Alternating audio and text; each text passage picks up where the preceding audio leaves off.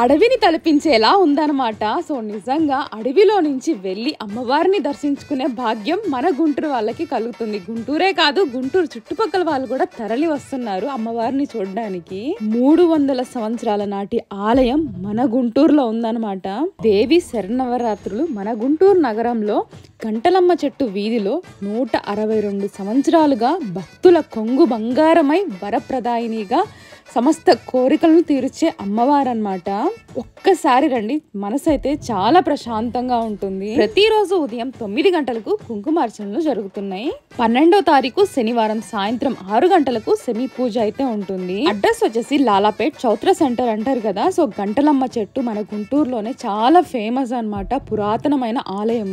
Traffic అయితే చాలా ఎక్కువగా ఉంటుంది. సో మీరందరూ బైక్స్ అయితే ప్రిఫర్ చేయండి, కొంచెం దూరంగా పార్క్ చేసుకోండి, ఇబ్బంది లేకుండా ఉంటుంది. తప్పకుండా ఒక్కసారైనా రండి.